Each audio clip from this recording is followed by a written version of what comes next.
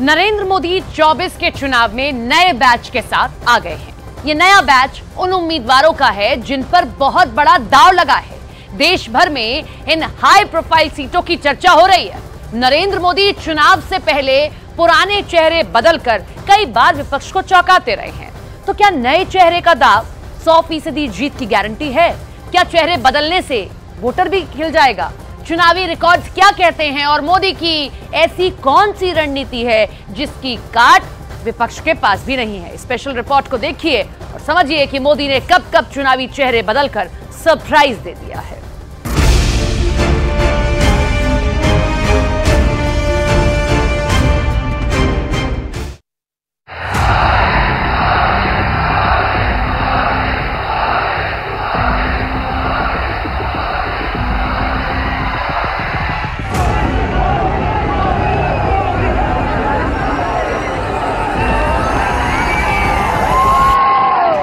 सबसे ज्यादा दिक्कत अगर किसी को है तो वो है कांग्रेस और उसके गठबंधन गठबंधन। एनडीए की वापसी पक्की देखकर इंडिया अलायंस के सारे नेता बौखला गए हैं।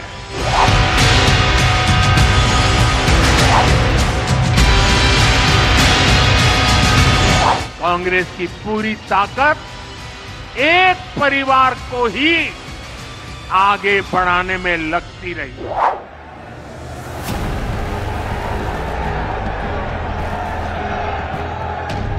नरेंद्र मोदी की नजर अर्जुन की तरह सिर्फ लक्ष्य पर है। यह लक्ष्य है 400 पार सीटों का, जिसके लिए उन्होंने पूरी ताकत झोंक दी है। मोदी का एक कदम दिल्ली में पड़ता है, दूसरा दिल्ली से दूर किसी राज्य के दूर दराज के इलाके में। मोदी ताबड़तोड़ रैलियां कर रहे हैं। उनके चुनावी अभियान की रफ्तार इतनी तेज है कि कोई भी विरोधी उनके आसपास नहीं दिख रहा है। जनसभाओं से बैठकों तक मोदी नॉन स्टॉप एक्शन में दिख रहे हैं। चुनाव की तारीखों के ऐलान के बाद से पीएम मोदी का अभियान और तेज हो चुका है। इतनी मेहनत, मशक्कत और जुझारूपन शायद ही किसी सियासी हस्ती में दिखती हो। हालांकि नरेंद्र मोदी परिश्रम की पराकाष्ठा के साथ सदी रणनीति के बाजीगर कहे जाते हैं। उनकी सूझबूझ चुनाव प्रचार तक सीमित नहीं।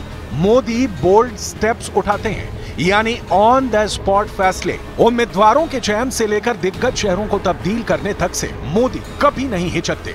कमजोर कड़ियों में सुधार हो या फिर लगातार मुख्यमंत्री पद संभालने की प्रथा, मोदी एक झटके में परिवर्तन लाते हैं। यही मोदी का स्टाइल है, सही वक्त पर सही निर्णय। 24 के चुनाव में नरेंद्र मोदी का यही प्लान फिर जीत की गारंटी बनने जा रहा है। हाल ही में नरेंद्र मोदी ने हरियाणा की राजनीति के बड़े चेहरों में बदलाव किया है। हरियाणा में मनोहर लाल खट्टर की जगह नायब सैनी को मुख्यमंत्री पद की जिम्मेदारी सौंपकर मोदी ने कई समीकरण साध लिए हैं।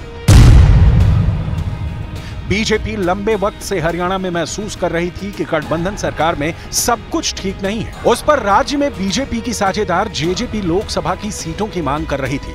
इसके साथ ही लंबे अरसे से हरियाणा में मुख्यमंत्री पद संभाल रहे मनोहर लाल खट्टर के रहते एंटी इनकम्बेंसी का भी फैक्टर था। नरेंद्र मोदी ने एक फैसले से सभी दिक्कतें दूर कर दी। उन्होंने फौरन हरियाणा मुख्यमंत्री का चेहरा बदला। हरियाणा में बीजेपी का विजय रथ अब नायब सैनी आगे लेकर जाएंगे। ऐसे बदलाव कर मोदी सत्ता और संगठन के बीच का संतुलन बनाए रखते हैं। साथ ही ये संदेश देने में भी उन्हें सफलता मिलती है कि बीजेपी में छोटा से छोटा कार्यकर्ता सत्ता के शिखर तक पहुंच सकता है। भाजपा का कार्यकर्ता साल के हर दिन 24 घंटे देश की सेवा के लिए कुछ न कुछ करता ही रहता है। हम सबको जुट जाना है,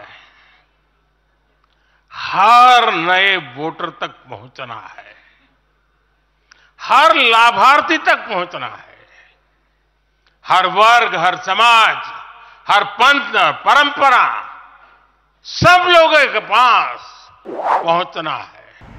2024 के लोकसभा चुनाव से पहले राज्य में मुख्यमंत्री बदलने की रणनीति एक बार फिर बीजेपी ने अमल में लाई है।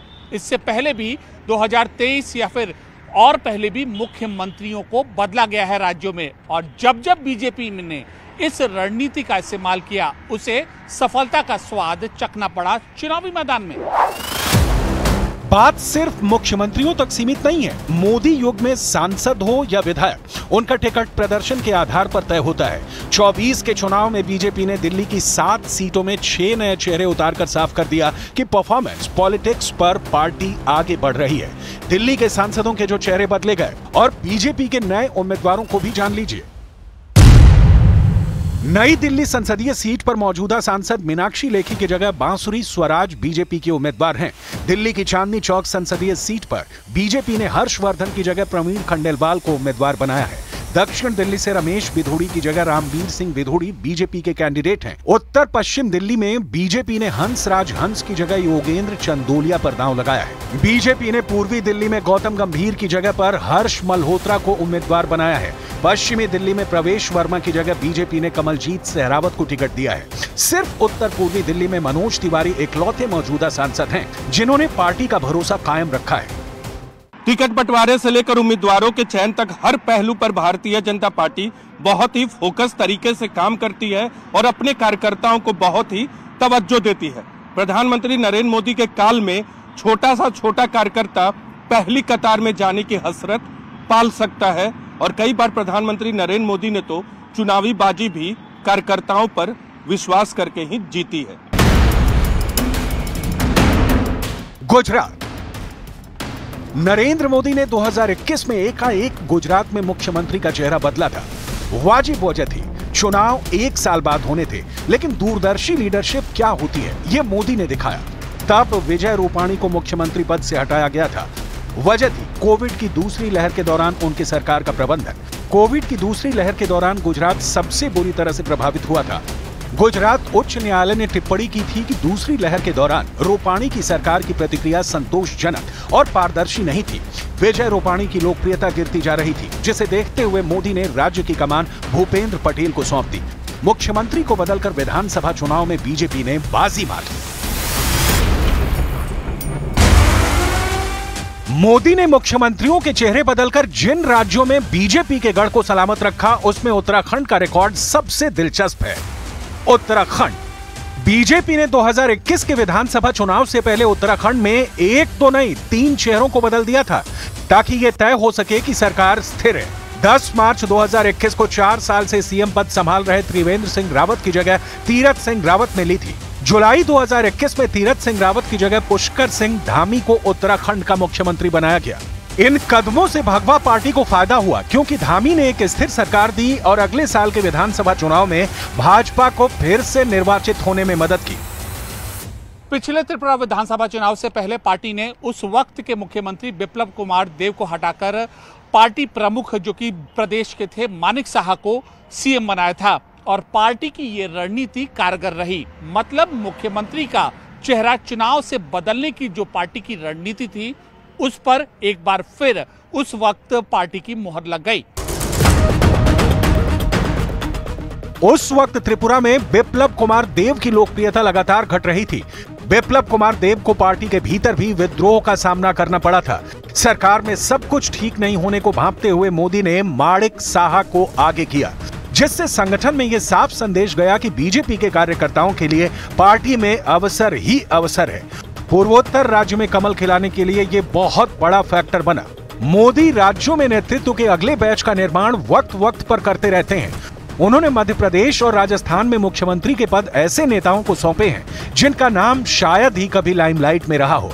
भजन लाल शर्मा हो या डॉक्टर मोहन यादव, मोदी की राजनीतिक रणनीति का हिस्सा हैं, जिन्होंने पार्टी को सींचा, जिन्होंने तमाम उम्र संगठन को मजबूत बनाया, जिन कार्यकर्ताओं से बीजेपी दुनिया का सबसे बड़ा राजनीतिक संगठन है, उन्हीं के कंधे पर भविष्य की सियासत का भार है।